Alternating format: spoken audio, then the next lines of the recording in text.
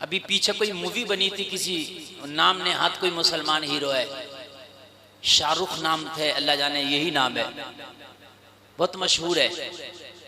उसकी फिल्म की मुखालफत हुई कि ये फिल्म बंद की जाए, तो हमारे मुसलमान कह रहे थे देखो फिल्म की मुखालफत हो रही है, इस फिल्म को देखो, प्रमोट करो अपने मुसलमान भाई को। मैंने कहा जालिमो, तुम्हारा कुछ और नहीं रह गया, अब फिल्में देख देख के प्रमोट करोगे। सही। इस्लाम फिल्मों में दिखाओगे ला करके, अब यही रह गया। इतने बुरे दिन आने रह गए थे कि फिल्म देख देख के इस्लाम जताओगे कि हम मुसलमान हैं। देखो मुसलमान हीरो की फिल्म देख के उसे प्रमोट कर रहे हैं।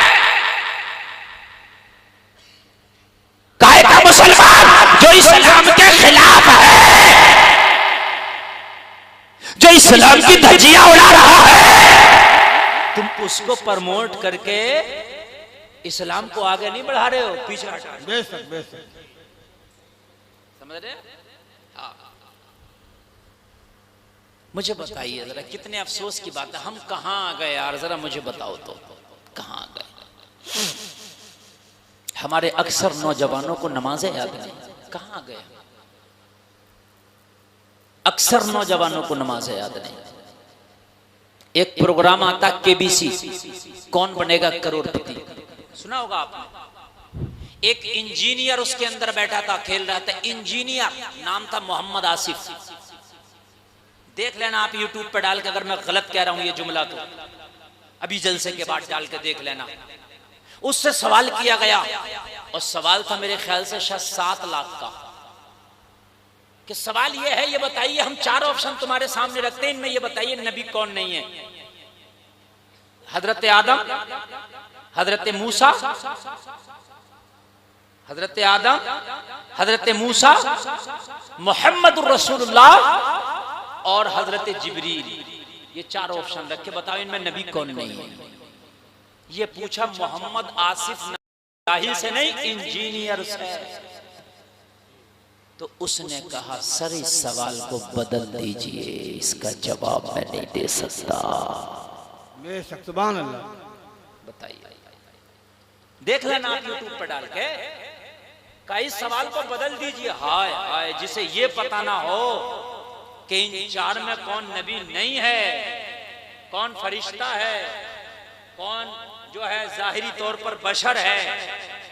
भाई अंबिया इंसानों में अल्लाह ने और मर्दों में पैदा किए, फरिश्तों में कोई नबी नहीं।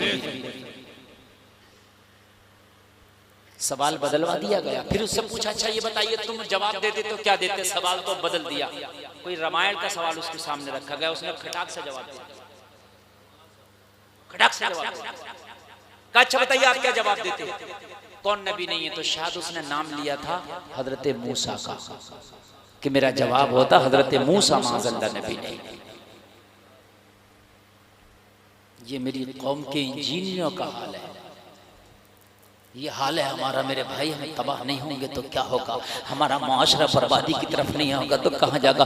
मैं हाथ जोड़ के आपसे अर्ज करता हूँ, लोगों इतना दीन अपने बच्चों को सिखा जाओ, खुद इतना दीन सीख लो, इतना दीन सीख लो, तुम्हारे बच्चों को पता चले कि इस्लाम क्या है, हम मुसलमान क्यों हैं, हमारे ऊपर क्या क्या चीजें आयद होती हैं। कम से कम इतना सिखा जाओ ताकि मरने के बाद तुम्हारी कब्रों में तुम्हें सुकून मिल जाए। सुभान अल्लाह, सुभान अल्लाह।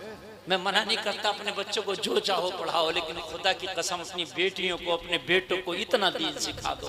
और आज दीन सिखाना मुश्किल नहीं है, आज मौलवियों की, इमामों की, हाफिजों की, कारियों की भरमार है। तुम तो स्पेशल अपने घर के लिए किसी मौलाना का इंतजाम कर लो। हजरत मेरे बच्चों को टाइम नहीं, सुबह स्कूल जाते हैं, मेरे बच्चों को टाइम नहीं है, दोपहर में ट्यूशन पढ़ते हैं। आप तो 1 घंटा इस टाइम आ जाया करें मेरे घर निकालने के बाद में, मेरे बच्चों को दीन सिखा के 1 घंटा चले जाया करें। 23 घंटा मैं दुनिया सिखाऊंगा, 23 घंटा मैं अपने बच्चों को दुनियादारी में रखूंगा, मगर 1 घंटा अपने बच्चों को मौलाना से दीन सिखाऊंगा। यार जहां 10-10 हजार रुपए तुम फीस के अपने इंग्लिश मीडियम में दे रहे हो, वहां 500 रुपए किसी गरीब आलिम को महीने का दे दो, और देने के बाद में किसी आलिम, किसी हाफिज से अपने बच्चे को पढ़वा ले। तेरा बच्चा दीन सीख जाएगा और इस दीन सिखाने वाले का भी भला हो जाएगा। सुभान अल्लाह, माशाअल्लाह, उसका भी भला हो जाएगा। इसका भी गरीब का भला। सुभान अल्लाह। सुन लो चंद बातें सुन लो, मुझे पता है तुम्हें अच्छा नहीं लग रहा होगा, और इस वक्त जो है आप बैठे हैं ये कमाल की बात है, इसलिए कि ये वक्त सुनने सुनाने का नहीं होता, ये उठने उठाने का होता है।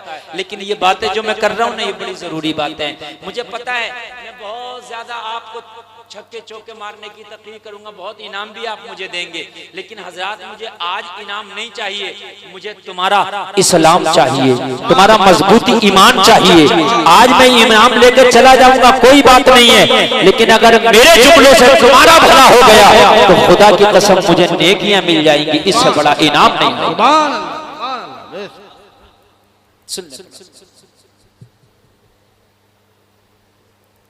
किसी ने कलमा नहीं पढ़ा, 39 लोग कलमा पढ़े। अब मेरे नबी दुआ कर चुके थे 40वें के लिए। सुभान अल्लाह। मेरे नबी दुआ कर चुके थे, या अल्लाह अब मुझे मक्का के इन लोगों में से, इन दो में से एक दे दे। सुभान अल्लाह, सुभान अल्लाह। सुभान। और किसको? एक रिवायत में है नबी ने अबू जहल के लिए और उमर के लिए दुआ की, और एक रिवायत में यह है कि नबी ने उमर के लिए ही दुआ की। सुभान अल्लाह, सुभान अल्लाह। सुभान अल्लाह। मुझे दे दे। उमर को मांगा, नबी ने मांगा था, उमर को मिल जाना चाहिए था। नबी मांगे ना मिले हो ही नहीं सकता। नबी ने मांगा था, उमर आके कलमा पढ़ लेता, मगर नहीं, अल्लाह को दिखाना था। नबी ने मांग लिया, उमर जाएगा नबी की बारगाह में, मगर देख लेना जाने का तरीका क्या होगा, ताकि कयामत तक के मुसलमानों को पता चल जाए, ताकि कयामत तक के मुसलमानों को पता चल जाए कि नबी की बारगाह में पहुंचा है, उमर ने कलमा पढ़ा है, तो कैसे पढ़ा है, ताकि आज आप ये ना कह सको भाई हम तो नबी नहीं है, हम कैसे इतने कामयाब हो जाएं। अल्लाह ने इसीलिए उमर को डायरेक्ट कलमा पढ़ने के लिए नबी की बारगाह में नहीं भेजा ना। उमर मक्का की गली से गुजरे तो कुरैश का, खानदान कुरैश का एक शख्स आया। उमर कहाँ जा रहे हो? कहने लगे मैं किसी काम से जा रहा हूँ। कहा उमर अपने घर जाकर के देखो, तुम्हारे घर का नक्शा बदल गया है। कहा क्या हुआ? कहा उमर तुम्हारे बहन और बहनोई दोनों कलमा पढ़ के दाखिले इस्लाम हो गए। दोनों कलमा पढ़ के मुसलमान हो गए, दाखिले आए। उमर के जो बहनोई थे ना, वो उमर के चचाजाद भाई